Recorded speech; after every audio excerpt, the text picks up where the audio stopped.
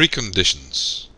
This is a tactic that I think is borrowed from the world of politics, where so often when you watch the news, you will see the way that politicians approach negotiation very often is to say that yeah, we're happy to tell to talk to them, but only if they agree to the following. We will get involved in negotiation if the following 1, 2, or 3 criteria are met. This kind of tactic is preferred in the context of commercial negotiations by buyers. Very often this tactic is used when buyers will put out a request for proposal or invitation to tender.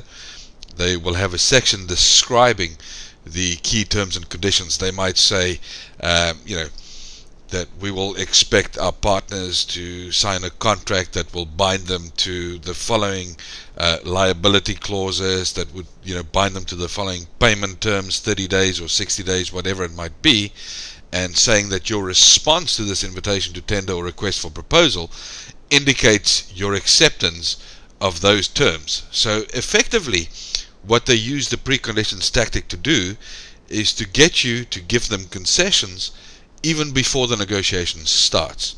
So you're going to be very mindful of using this tactic, because it comes across very competitively.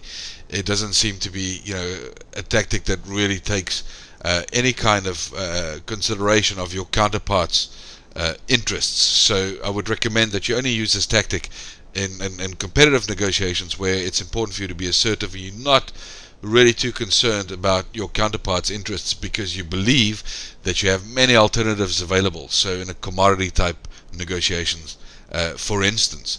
So of course, if you want to respond to the precondition tactic, if it's being used against you, I would suggest that you provide a response where you say, look, I'm aware of these preconditions that you've set, but I suggest that we follow through to the end of the process and then discuss on the terms that we will agree based on reaching agreement on a complete contract.